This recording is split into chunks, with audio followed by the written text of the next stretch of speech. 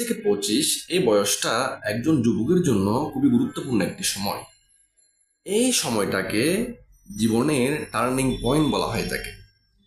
দেখা যাচ্ছে এক শ্রেণীর ইয়াংস্টার আছে যারা চাকরি নিয়ে ব্যস্ত আছে, চাকরি করতেছে এবং চাকরির প্রমোশনের জন্য দিনরাত পরিশ্রম করতেছে। আরেক শ্রেণীর দেখা যাচ্ছে যুবক আছে যারা একটা ব্যবসা দাঁড় করানোর জন্য দিনরাত পরিশ্রম করতেছে।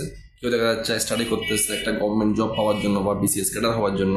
আবার কেউ দেখা যাচ্ছে স্কলারশিপের জন্য অ্যাব্রড গিয়ে স্টাডি করার জন্য দিনরাত পরিশ্রম করে যাচ্ছে।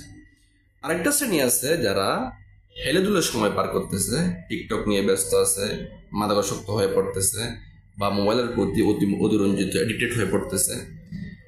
এই সময়টাকে যারা প্রপারলি সঠিক ওয়েতে কাজে লাগাতে পারতেছে, ইন ফিউচারে কিন্তু তারাই সাফল্যের উচ্চ শিখরে পৌঁছে যাচ্ছে এবং সাকসেস হতে পারতেছে। তাই আমাদের সবার উচিত যে আসলে এই 20 থেকে 25 যে বয়সটা, এই বয়সটাকে সঠিক ওয়েতে সঠিকভাবে কাজে লাগানো এবং জীবনে সাকসেসকে যত দ্রুত সম্ভব নিজের করে নেওয়া। ধন্যবাদ সবাইকে।